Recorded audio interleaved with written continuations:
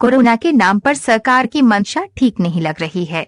बच्चों के भविष्य के साथ खिलवाड़ किया जा रहा है, कहीं शिक्षा तंत्र को ध्वस्त करने की नीति तो नहीं। सोमवार को जयनगर अनुमंडल मुख्यालय के पीठवटोला स्थित माउंट कार्मेल इंग्लिश स्कूल प्रधानाध्यापक कार्यालय सभागार में प्राइवेट स्कूल एसोसिएशन की एक बैठक में लोगों ने अपना विचार व्यक्त किया।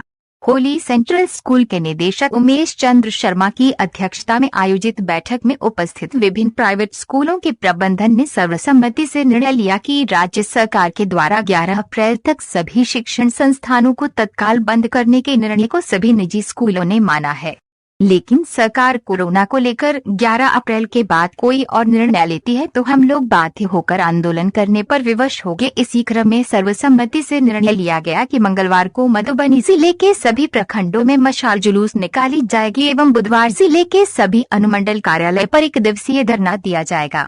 जिला अध्यक्ष मनीष कुमार ने बताया कि देश के विभिन्न राज्यों में चुनाव व सरकारी कार्यों में कोरोना नहीं, लेकिन शिक्षण संस्थानों को संचालित करने में कोरोना बताया जाता है। कोरोना को लेकर लॉकडाउन अवधि में स्कूल बंद रहने के कारण उस स्कूल में काम करने वाले लोगों के साथ आर्थिक तंगी उत्पन्न हो गई है।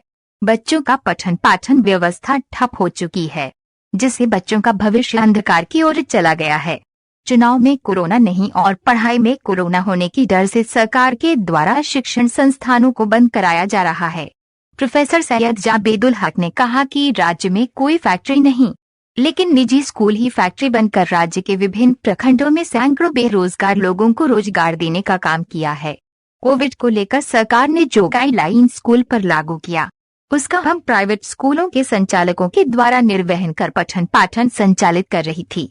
सरकार को प्राइवेट स्कूल के शिक्षकों की कोई परवाह नहीं है। राजीव रंजन ने कहा कि हम सभी प्राइवेट स्कूल संचालकों की मंशा है कि सरकार कोविड को देखते हुए हमें गाइडलाइन दे और उसके मुताबिक हम स्कूल को संचालित करने में सक्षम है, ताकि बच्चों का भविष्य उज्जवल हो सके। कोरोना इतनी जल्दी जाने वाली नहीं है। खुद प्रधानमंत्री नरेंद्र मोदी कह चुके हैं कि इसके साथ हमें जीने के लिए सीखना होगा। बेन स्टीफन ने कहा कि सरकारी आदेश की परिस्थितियों को देखते हुए आज की बैठक आयोजित की गई है। आज के समय में शिक्षा मनुष्य के लिए प्रमुख केंद्र है, जो हम लोगों बच्चों को देते हैं, जिससे बच्चों का भविष्य उज्जवल होता है। लेकिन आज के दौर में किसी न किसी कारण शिक्षा पर सवाल उठाया जा रहा है। बैठक में Manish Kumar, professor Syed Jabedul Haq, Praveen Kumar Singh, Ben Stephen, P Dinakaran, Vidya Dinakaran, Rajeev Ranjan, Manoj Singh, Aditya Singh, Vikram Kumar समेत अन्य मौजूद थे।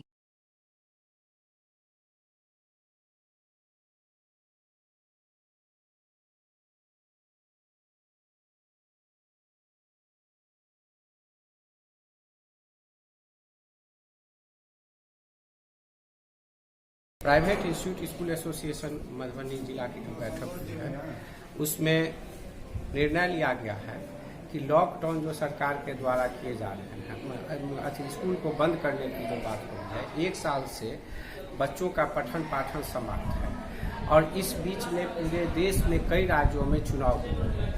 तो इसका अर्थ हुआ कि बच्चे के पढ़ने से, शिक्षा से मतलब जो है सो कोरोना बीमारी फैल रही है और चुनाव से नहीं है, जो कि चुनाव रैली में देखा गया है कि कोई भी कोरोना गाइडलाइन का नहीं पालन होता है। आप मीडिया बंधु विभिन्न स्कूल विद्यालय भी जाते होंगे, देखते होंगे प्राइवेट स्कूल में हर बच्चे सोशल डिस्टेंसिंग के साथ पढ़ते हैं और कोरोना गाइडलाइन के साथ होते हैं। दूसरी बात है, समाज के प्रति शिक्षा नहीं आएगा तो बच्चे कैसे समझेंगे कि हम घर से बाहर निकले तो किस कोरोना कौन महामारी से कैसे बचाव हो।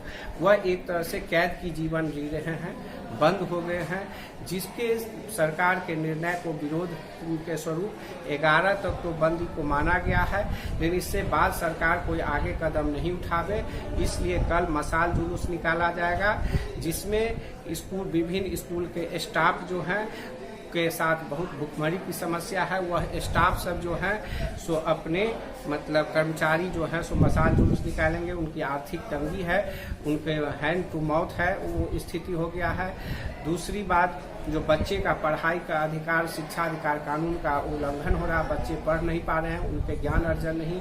भविष्य में कोई और महामारी आएगी तो यदि पढ़ेंगे नहीं तो उसकी वैक्सीन की कहाँ से खोज की जाएगी। और उसके अगले दिन अनुमंडल स्तरीय जो है सो आपको धरना दिया जाएगा अनुमंडल कार्यालय पर, और यह कार्यक्रम मधुबनी जिले के सभी प्रखंड में किया जाएगा। सर आपका शुभ नाम? मैं मनीष कुमार, हम प्राइवेट इंस्टीट्यूट स्कूल एसोसिएशन के अध्यक्ष जिला कोरोना काल में जो दैनिक स्थिति है स्कूल का, वो हम लोग करते आ रहे हैं, और इस पर जो है विचार करना चाहिए सरकार को कि इसमें काम करने वाले कर्मी, चाहे शिक्षक हों या और अन्य कर्मचारी हों, उनका बहुत ही दिक्कत हो रहा है।